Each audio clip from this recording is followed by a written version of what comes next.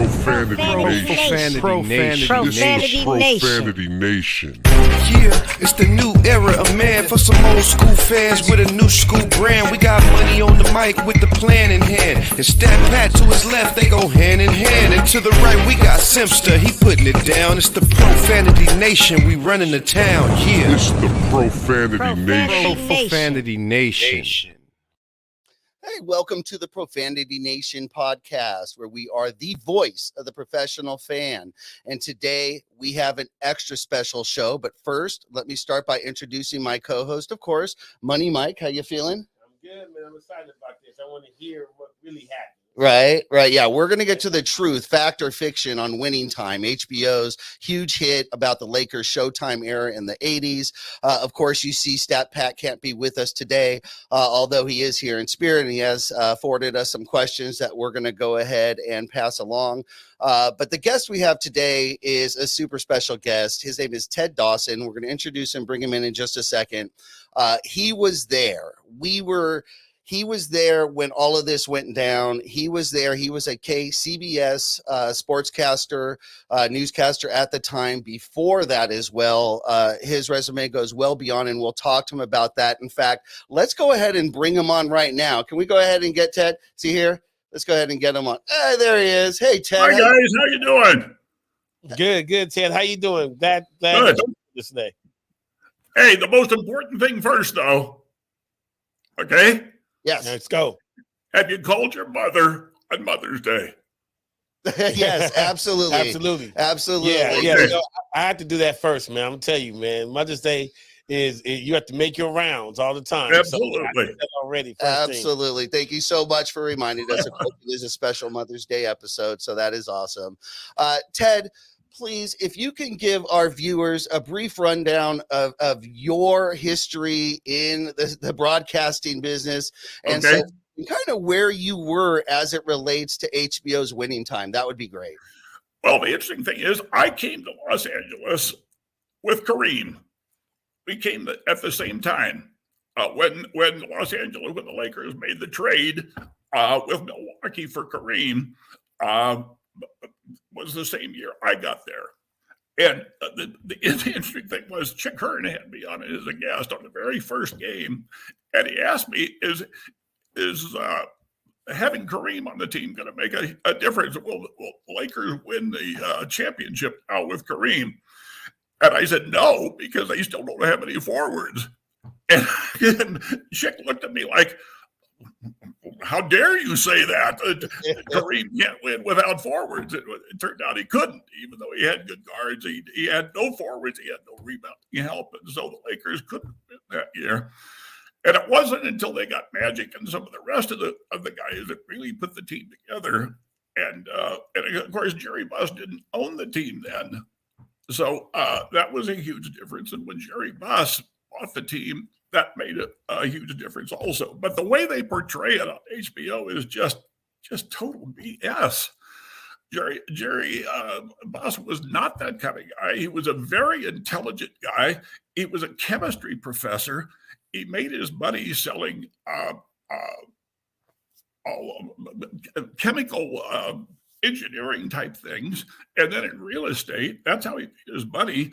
He wasn't the big buffoon that was just interested in going to bed with young girls that HBO makes him out to be. And certainly the players weren't just the non-dimensional characters that HBO makes them out to be. Okay, well, yeah. So, I mean, look, I love Jeanie Buss, everything he did. I love that he was definitely a visionary. But, I mean, for a regular fan that would kind of be part-time Laker, history. We saw Jerry, we knew he hang around Hef, and we knew that he always had when he was playing poker, he always had beautiful women around him. So, are you saying that it's on a scale of 1 to 10, it probably was a 2, but in this Winning Time, they have it at a 10? Oh, it's just way overblown. I mean, yes, he was with some young girls, but basically it was because they wanted to be around him. But he had very mature, beautiful women around him, And he also was a man's man. He liked to be around men, liked to be around guys. Uh-huh. So, and HBO is, I mean, it's just so Hollywood. It's just awful. And the way they portray Kareem is criminal. If I was Kareem, I'd sue him. It sounds like most of the players, of course, Magic has already come out and been outspoken that he's not watching it. And essentially it's not a correct portrayal, even though he hasn't seen it. But I guess how can it be, depending on, of course, who they spoke to at the time, which is why we have you on here. One of the people that you brought up in particular was Chick Hearn. And they just kind of got into Chick Hearn and showing Chick with Pat Riley and interacting at the time. And again, it shows Chick is a very animated, somewhat aggressive, broadcaster. True. Okay, that one is true. Chick was the kind of guy that would tell the director how to direct the game. Okay. See, a lot of people don't know that Chick did the play-by-play for both radio and television. So while he was doing the radio play-by-play, he was telling the TV cameras what to shoot. Which I thought was kind of unprofessional, quite frankly. But I was a big fan of Chick's play-by-play ability, but I was not a fan of the man. Okay, that's a fair assessment. Yeah, so look, I love Chick Hearn. I mean, matter of fact, it was ironic enough. I went on my birthday. He died, I think, right around August 2nd or so. But I remember that Staples Center on my birthday, they had the memorial where you was able to walk through Staples and sit and pass by where he used to do all his broadcast games and everything like that. Right. And to me, my impression of him was always just a fun, loving guy. You know what I mean? Like, he came in, seemed like he would be really nice. You loved all of his sayings, the slam dunk, refrigerator. You looked into all that stuff. I watched the majority. I watched him was with Stu. And their interaction. So I just always knew him to be like a really, really fun guy. But I did know he did used to coach. He did used to be a GM. He did navigate himself in other roles, which I thought was interesting. Yes. He became a play-by-play announcer. But did you realize that Pat Riley was his color man? Did you know that? Yeah. I knew that. I you know what? I kind of, I was born in 75, so I really got in right around like maybe 80, right around the first, championship, 7, 8 years old, 82 was probably right around there. But I think they had already, Pat Riley was a coach by then, and when I really, really got into, being a Laker fan. But yeah, he just seemed to me like really fun loving. But I can imagine when you have a role as, play-by-play versus being a coach or a GM, your demeanor has to be. You're more of an authority figure in like coaching a GM, and so I could maybe his personality changed from one position to another. What do you think? You didn't cross Chick Hearn. Okay, that was if you crossed Chick Hearn, you were off the list. You're off that. Yeah, you don't mess around. Wow. You don't mess around. Now, one of the things also, we're still on HBO's Winning Time here with our guest, Ted Dawson. And, one of the things that stood out to me and actually gave me the thought of having you on the show right away was you actually made a post in regards to the way the show was portraying Jerry West as well. You had several interactions with Jerry West. Go ahead and tell us some of your history with Jerry West, where that goes back to, and then how that relates to your disagreement with Winning Time's portrayal. Well, I don't know that I had a whole lot of interaction with him. I mean, I certainly knew him and we were friends and we did things, but Jerry was always a consultant. He was never going to be a coach. And a lot of people don't know what happened the day Pat Riley became a coach. And that, of course, after the accident and all that sort of thing, they held this big press conference. We were all there, all the cameras, all the newspaper guys, all this kind of stuff. And Jeanie Buss comes out and says, we got to make a change. And our new coach is Jerry West. And Jerry says, but no, it's not. I mean, that's what happened. No, it's not. I'm not the coach. I thought that's right. Pat Riley is the coach. Do you That's think what that was happened. on purpose? He did that on purpose for a joke? No, not at all. Oh, Not a wow. joke. But it So, ended up being Westhead, though, right? Like, No, I'm it's sorry. oh, you talking about after? after. Okay. You talking about So are you saying that was the moment that Pat Riley found out he was going to be the coach? I don't know if that's the time he found out, but that's what was announced at the press conference. Wow, that's interesting. Another question. Now, Pat was one of the most knowledgeable guys I ever met. He was really, really smart. Yeah, they haven't, at least on the show yet, they haven't, or maybe they have at this point, gotten into the Pat Riley a little bit deeper. But the whole dynamics, like you said, behind the team, of course, they build it up a little bit for TV and so forth. But let's get into the players a little bit here. You're talking about Kareem, first off. Of course, your career, and at least arriving in LA paired with Kareem's arrival. Right. What would you say is different? He seems, most of the rumors or details about Kareem is that he has been a little bit standoffish against media and so forth. You know why? He's a lot smarter. He's a lot smarter than anybody in the media.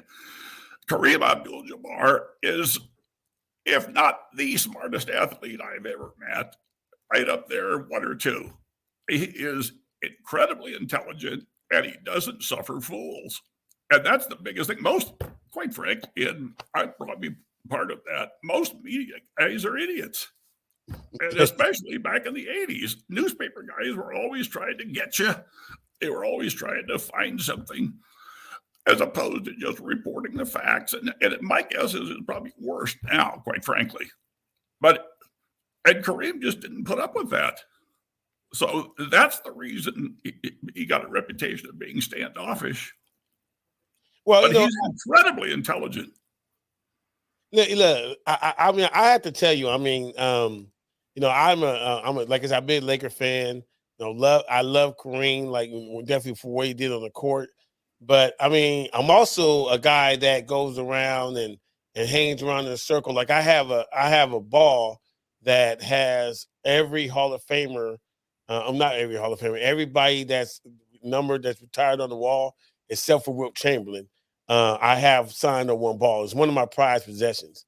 But I could tell you the anxiety I had when I was trying to figure out how was I going to get Kareem's autograph, because his reputation, his public reputation is, even when I got Jamal Wiltz to sign my ball, I said, yeah, man, I got to get Kareem. And Jamal Wiltz told me, good luck, and I remember the first interaction I had with him. It was at a book signing, and he took a picture with my daughter, and I was trying to get him to sign my ball. And when I tell you, he ignored the fact the ball was sitting on the table right next to him. And I was like, wow, like he didn't even pay attention to it. And then when I finally got my autograph from him, it was a signing that he did, and I was happy that he was.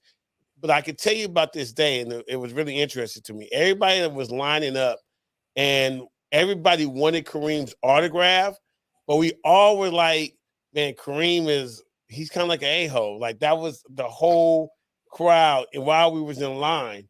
But I could tell you the interesting thing about it was that day I got his autograph, I had that picture that he had took, and I said, hey man, remember when you took a picture of my daughter? He said, yeah, why you didn't let me take me with her? And I was like, and we all laughed, and we went away.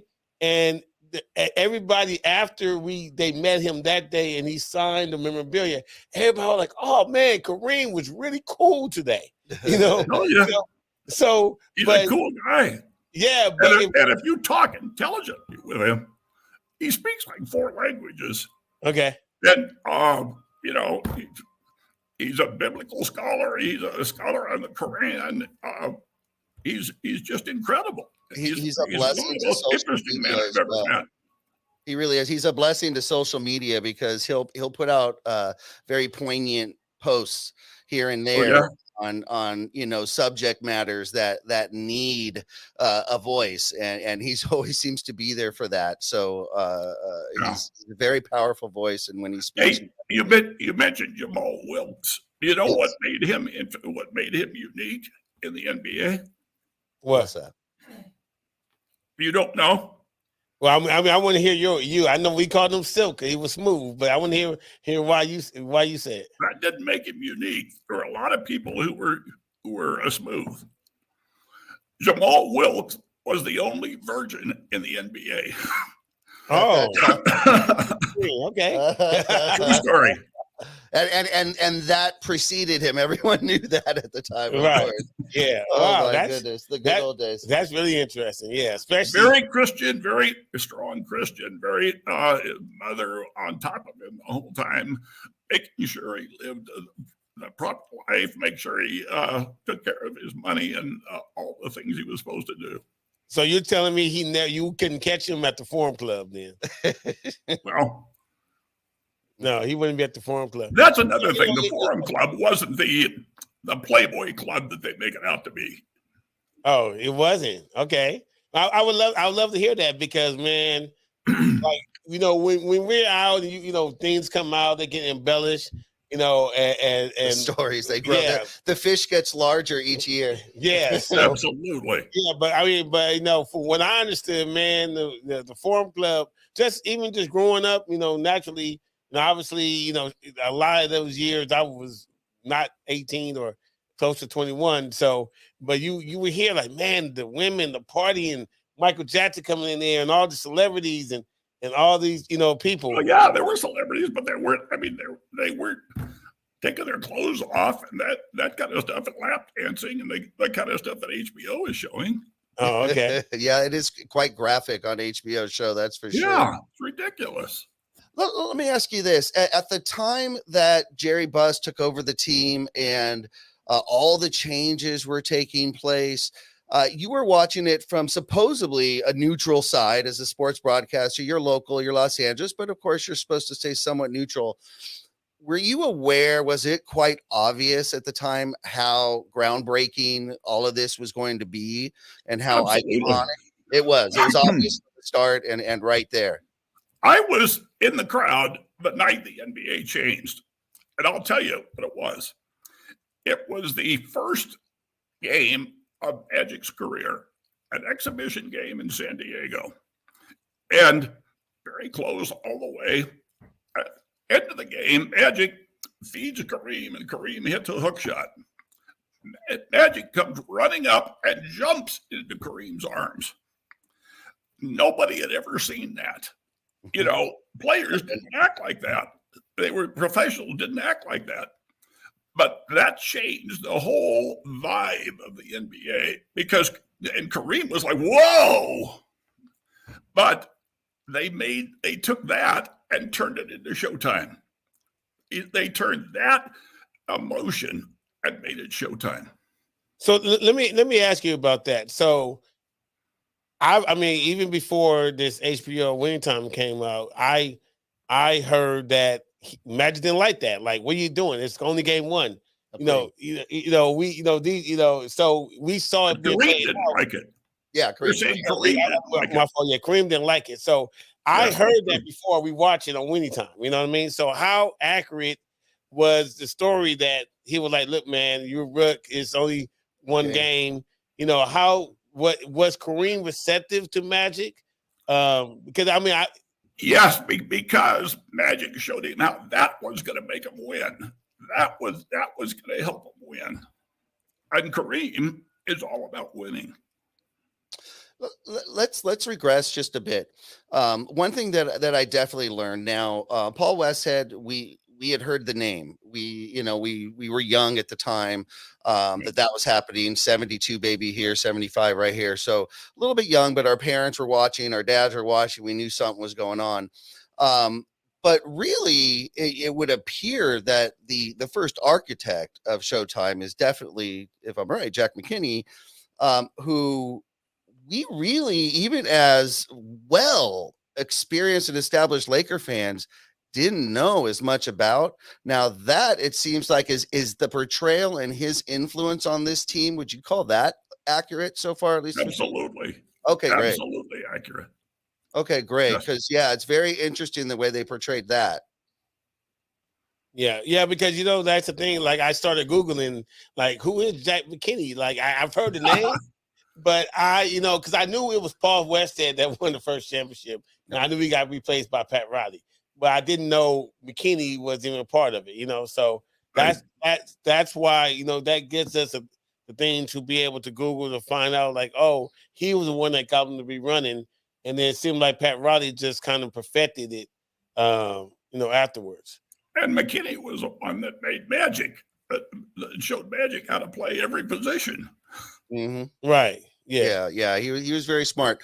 Let's go. We're going to kind of as we go through the story and winning time. We're talking about the different we'll call them characters for lack of a better word. Paul Westhead. We brought up his name. Now they've really made him out to look extremely unconfident, extremely almost phobic to coach a team on his own. I'd love to hear your take on that. Ridiculous. Absolutely ridiculous. He and Magic didn't get along because Westhead tried to slow it down a little bit and that was part of the problem. That he and Magic weren't on the same page, but he was a very confident guy, very, very good coach, very good guy. So that's another one that they're just tearing apart and unnecessarily. Okay, well, let's go into Magic and Nicholson. I know, how upset was Nicholson. He was basically the man.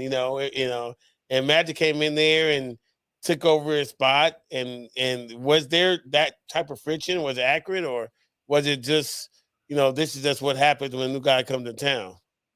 No, Nicholson always knew his role. That's one of the things about the Lakers.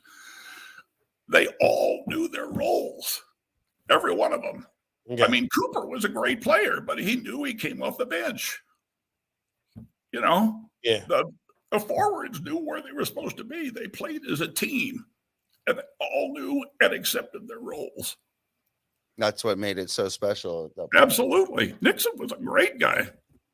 Yeah, because they make him out like, he jealous. He was jealous and he was going to show him. And they had a game. They had the game at the Playboy Mansion, I think. And so none of that, to your knowledge, never really happened. I don't know. They may have had a game at the Playboy Mansion. I used to go to parties there all the time, but I never saw a game there. That may have been. I don't know. There were other things going on, though. Definitely. Yeah. Those were great parties. Yeah. Everybody had to show up in nightwear. That is awesome. Oh, wow. Yeah, that's cool. So I think we need to take a break for one of our commercials, and then I think if you could hold tight. If you can hold tight, we'll be right back with you. We're going to come right back with Ted Dawson. We're just going to go ahead and take a break and give our sponsors some love. So when we get back, we're going to continue talking about HBO's Winning Time and Ted Dawson. Thank you so much. We'll be right back. Don't go anywhere. Be sure to visit the Pure Life Alternative Wellness Center for all your 420 needs. They have everything from baby Jeters to Stizzy cartridges, fuzzies, pre-rolls, great deals on eighths, Raw Garden Diamonds. They have your gear. They have Papa and Barkley relief patches. After a hard workout, you need those. CBDs, you know that. They have plenty of edibles to choose from. Be sure to hit up the Pure Life Alternative Wellness Center.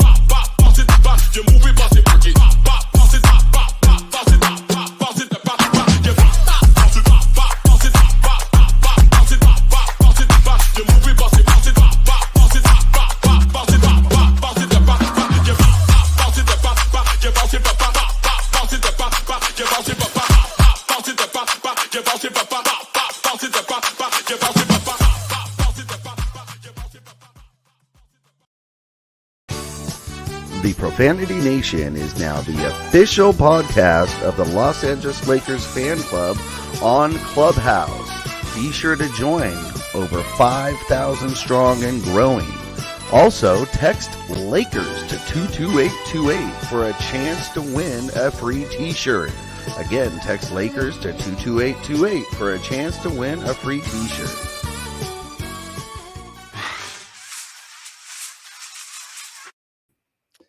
You guys for sticking around. This is the Profanity Nation podcast. Again, we are the voice of the professional fan. And today we are joined here by a very special guest, Ted Dawson, and we are breaking down the myth, fact, or fiction, HBO's Winning Time. Let's just get right back into it, Ted. Well, first of all, you know what's amazing, guys? I just noticed your commercial for your studio there. Yes. You have better equipment than we used to have at ABC. Oh, awesome. Well, thank you very much. We tried. I really appreciate it, but you guys got a lot done with that equipment. And we're trying to do the same here, but yeah, you guys really accomplished a lot in those days. That's for sure. You know what? In fact, let's go ahead and talk a little bit more about your career, and then we'll get back into Winning Time, please, because you've sent some photos, and they're going to be shown here in a bit. But bring us through a little bit. Some of the pictures that we have here, if I see correctly, is that with Mr. Vince Lombardi? Yeah, I was actually did the post-game interviews for CBS for the very first Super Bowl game in 1967. It was kind of a quirk. I was a sportscaster in Reno, Nevada, and the NFL, as maybe you know, could not sell out the game, and they didn't want to make it look like it was an empty stadium, so they invited anybody with a Kodak camera and a recognizable heartbeat to come to the game and cover it. So my boss and I, our news director, we flew down to cover the game, and I was sitting next to the 49er broadcaster, the San Francisco 49er broadcaster. And after the game, he asked me if I'd like to go into the dressing room. I said, sure. So I got in there, and there was such a crush, and Vince Lombardi would let you in. So he didn't care who you were, but nobody got into the dressing room. But Pat Summerall, the CBS announcer, was stuck outside way behind this massive group of press guys. So Lombardi opens the door. We all come in. I happened to be standing right next to Lombardi. Summerall couldn't come in. So somebody from CBS handed me the mic and told me to do the post-game interviews. So wow. I ended up doing the post-game interviews on the first Super Bowl. That is so incredible. And you didn't work for CBS, right? You worked for a whole. I worked for a CBS station in Reno. So you were an affiliate. Oh, okay, so at least you were an affiliate. Yeah. Right. So you. That's awesome. But you were at the right place at the right time. So you got the questions, and man, that's amazing. And now we see where the NFL is gone, and you were there at the beginning. How does that feel though? Like, obviously we had it out here in LA. I actually had the opportunity to work the halftime show.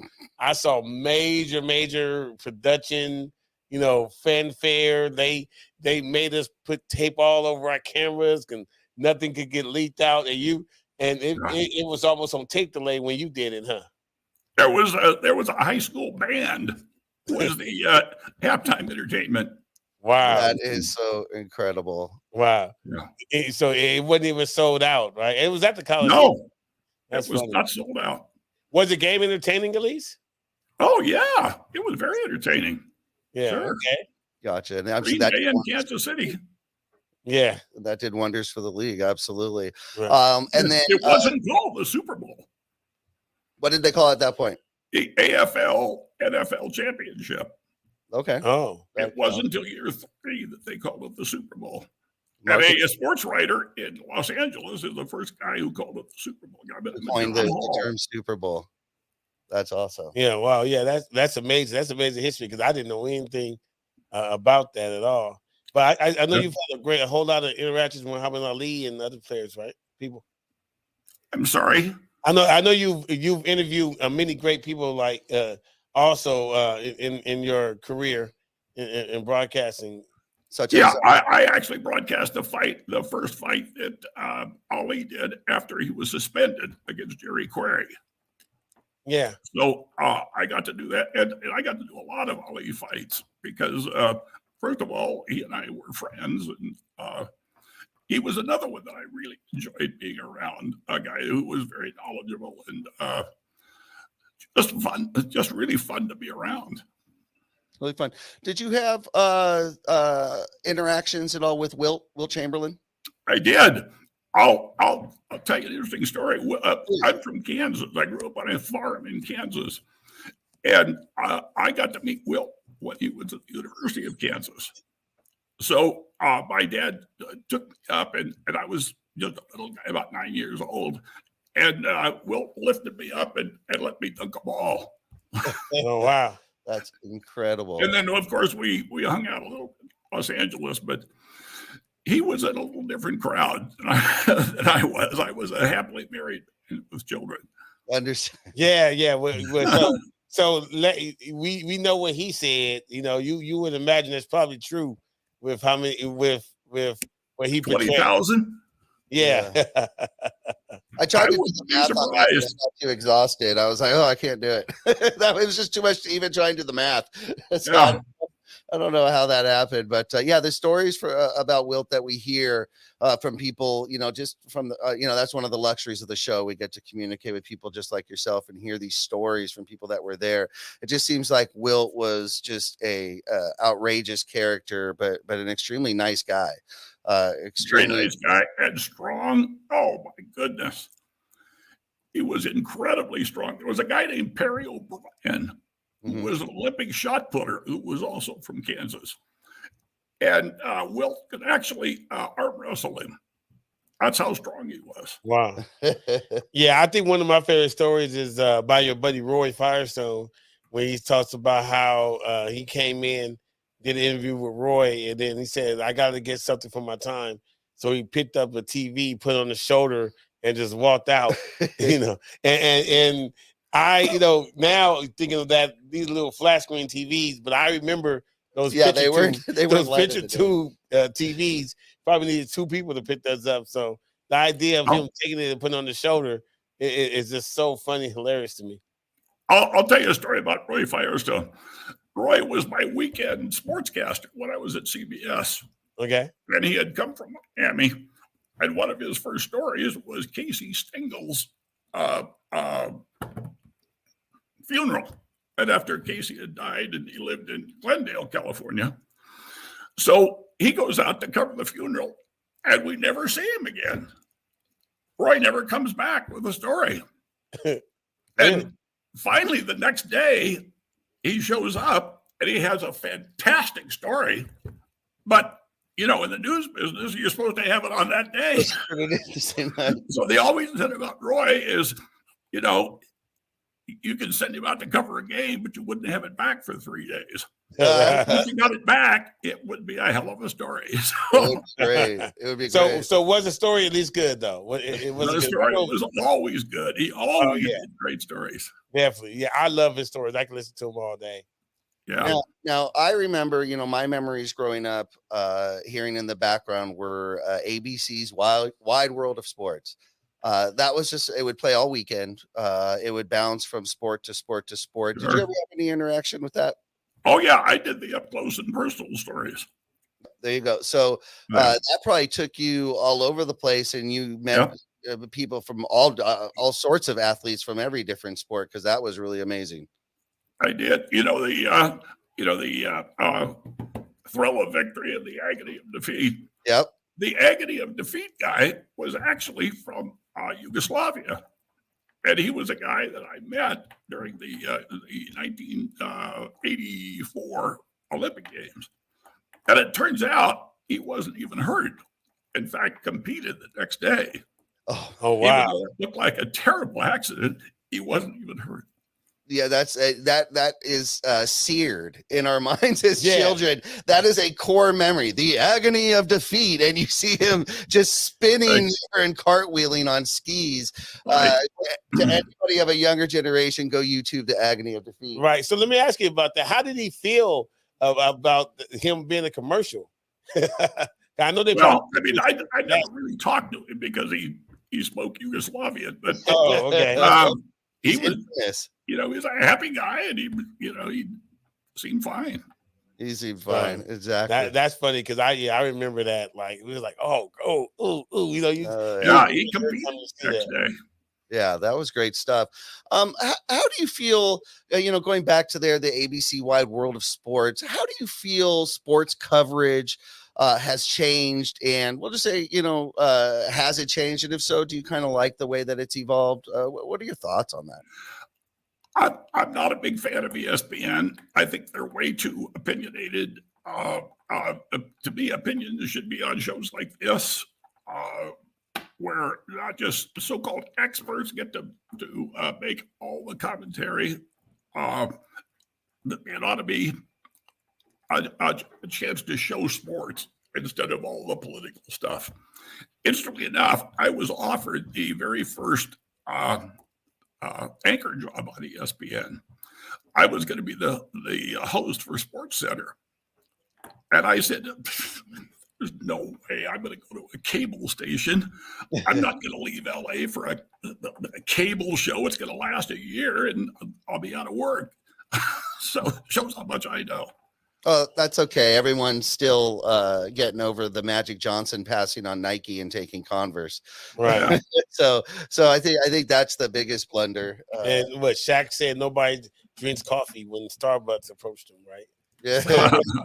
Everybody's entitled to one, right? Yeah, exactly. So, getting back now to Winning Time and Lakers, if we could, let's get right back to Magic Johnson. As a matter of fact, Winning Time does show the relationship that Magic Johnson and Jerry Buss shared, and it did seem that it was quite close. It was very close. It was almost a father-son relationship there. And it seems to me that would lend credence to your opinion and your thoughts that Jerry Buss wasn't just out there womanizing and this and that, didn't know what he was doing. It would appear that he actually helped guide and shape Magic's business career, at least quite a bit. No question about it. I'll tell you another thing. Magic became the head of the team. Everybody knew that Magic was the guy. He was the guy that ran the team. But Magic was smart enough to always include Kareem. So if we would go in for post-game news conferences or interviews or stuff, Magic would always make sure we talked to Kareem first. He would always point towards Kareem, that it was Kareem's team. And Magic was very smart like that. He was very aware on how to keep the egos, I guess, in place and how to resolve those. No, I have another question too about Winning Time, which they're portraying. I mean, we obviously know Jerry Buss had kids. Jimmy and Jesse and all these other, but they're only highlighting Jeanie. They only show Jeanie. And they're only showing Jeanie, unless we haven't seen the whole thing yet, so maybe they may come later on. But I felt that to be kind of strange, because I know that his other sons were involved, and they actually had they had a hockey team. It's like, they were all, it seemed like that I feel my perception prior to this, that all of his children were around. But in this, it looks like only Jeannie's around. Is that where his other around also? Jeanie was the one that sold it to HBO. Oh. And they made Jerry's mother look out like she was an idiot. Yes. Which she wasn't, I guarantee you. So, I wasn't around for the later years. So, okay, yeah. That's interesting. I didn't know that Jeanie was the one that sold it to HBO. Yeah. Oh, yeah. Oh, that's the whole idea.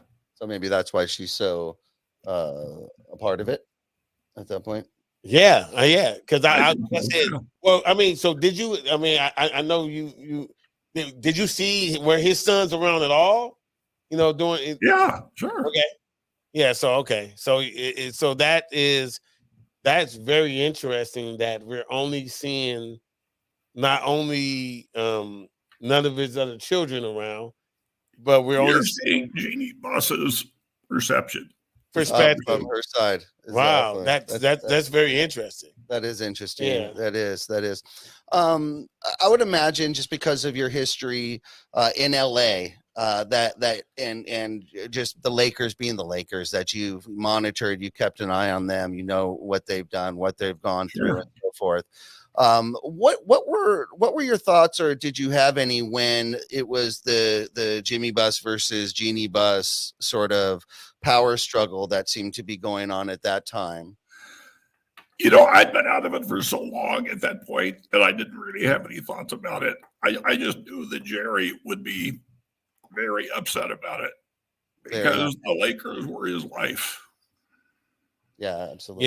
Yeah. I can see that. I can see how it would definitely be frustrating for him, especially since, like I didn't realize, I knew he had to sell some of his real estate to Don Sterling in order to be able to afford the team.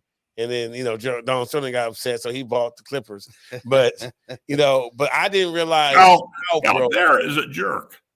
A total jerk. Oh, Don Sterling is? Okay, that's a whole another show. We got to be back to hear about Sterling. But I didn't realize, because they portray him to be like broke, like as far as Jerry Buss.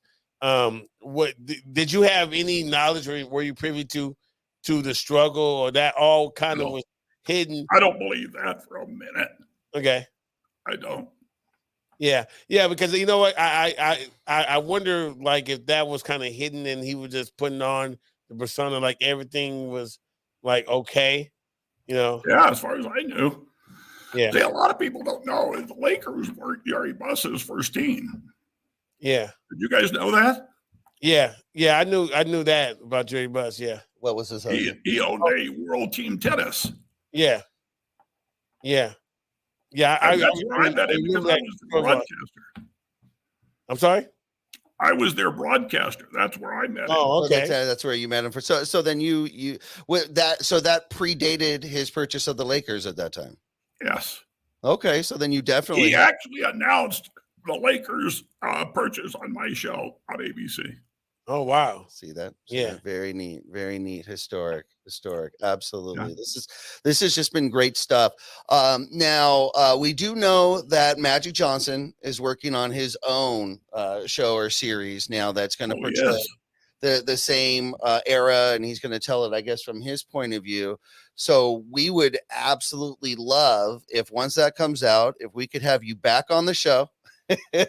And we could kind of do a comparison and a talk and see what Magic's doing and how that comes across. I'm 78 years old, so if I'm still alive, you got it. Oh, you're going to be here. Oh, yeah. I think it actually premieres. Well, by the time the show's there, definitely it would have premiered. You'll be around. And the only problem is, this is what I don't like. This is my own opinion. Everything is on a different network. So this is going to be on Apple TV. So you have to have Apple TV. I have Apple TV, so you'll be able to watch it. So HBO, Apple TV, right? So you have to sign up to everything, man. It's so great. But it gets expensive. But I guess that really kind of poses the question: when you are the one that's producing the content that you're distributing out, how much time. Like, how much are you really going to show anything negative about yourself? Right? Like, so, like you said today, I didn't know that Jeanie was the one that sold, it to HBO.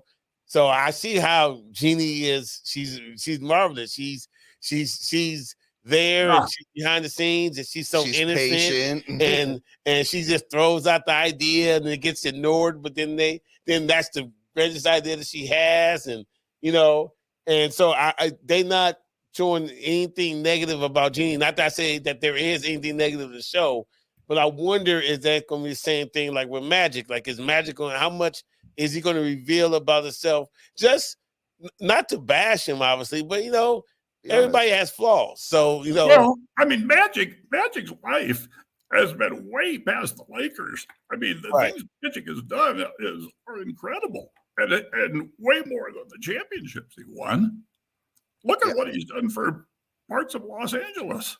Yeah, absolutely. Yep. His involvement in the Dodgers, other teams now, everything in LA. Absolutely. The theaters, so much. Yeah. And imagine, look, now he's a guy, that, listen, if you see him on the street and it's 20 people that wants to say hi to him, high five him, shake his hand, get an autograph, he's gonna wait behind, and sign everybody. Yeah, and so It was always that way. Yeah, I mean, but that's just him.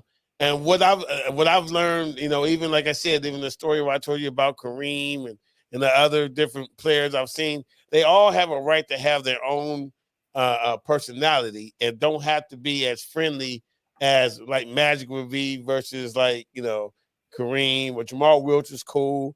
I think James Worthy. Nobody talked about James Worthy. He was an incredible player. Yeah. Oh yeah, I love Worthy.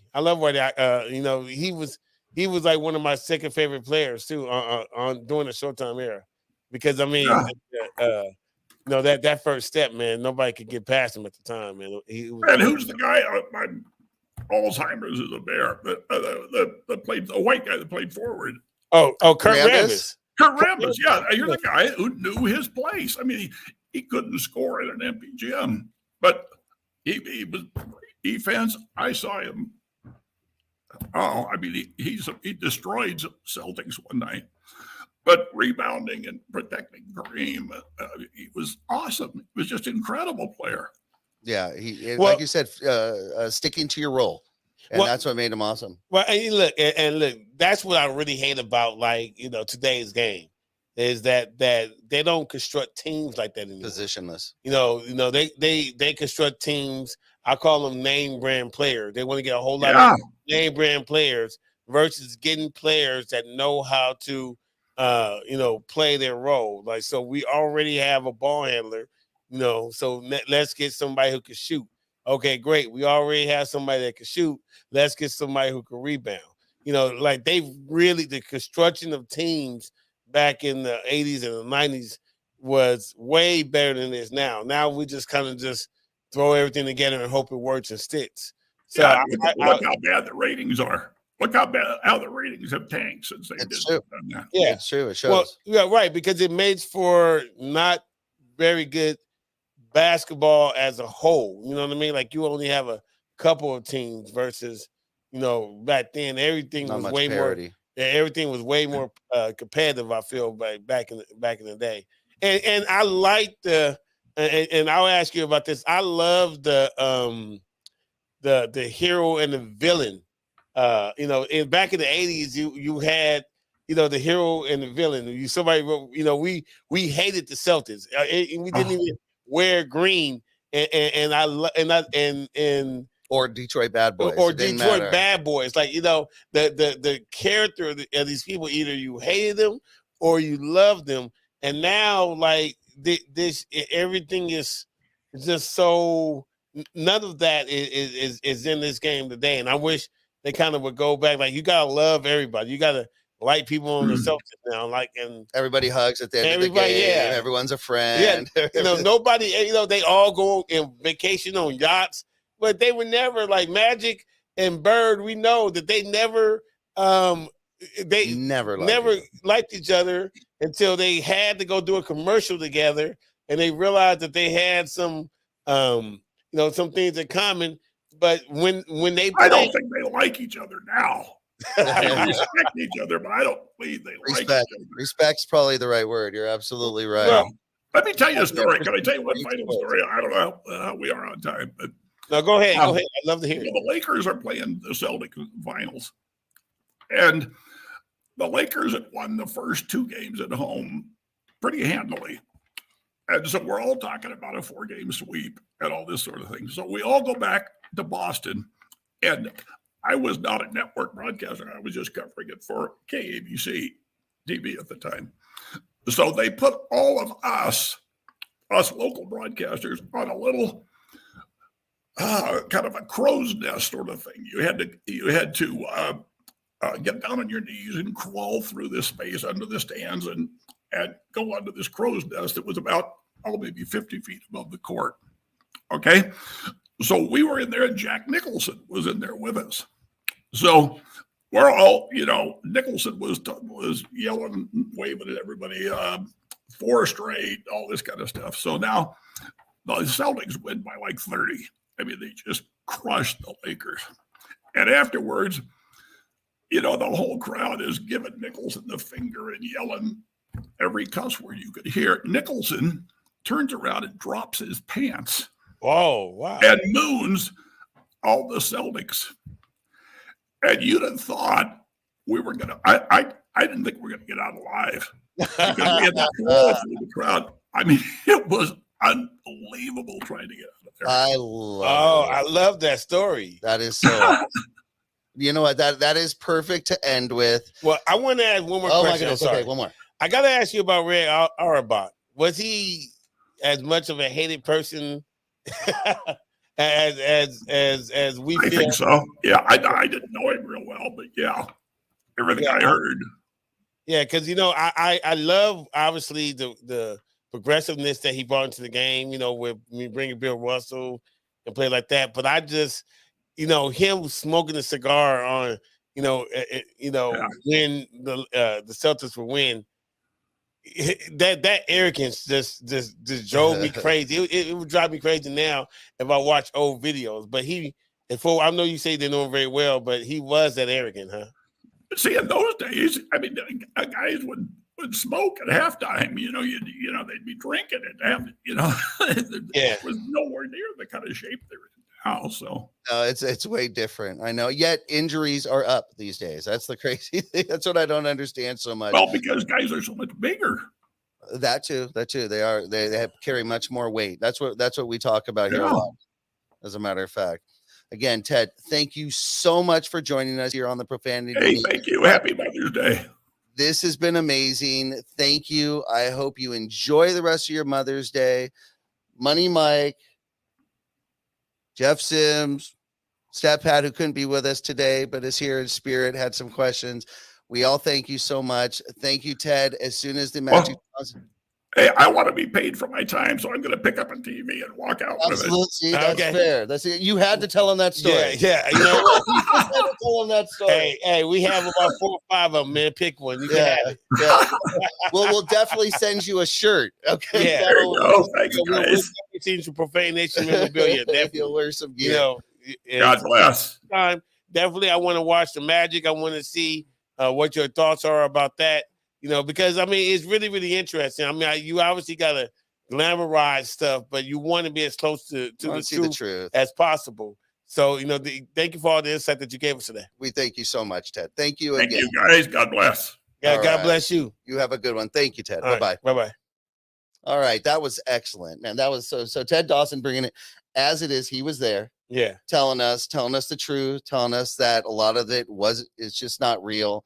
It's overblown. It's exaggerated for Jeanie. I didn't know Jeanie sold it. So I did not know that. Well, because we were talking about like where are the Suns.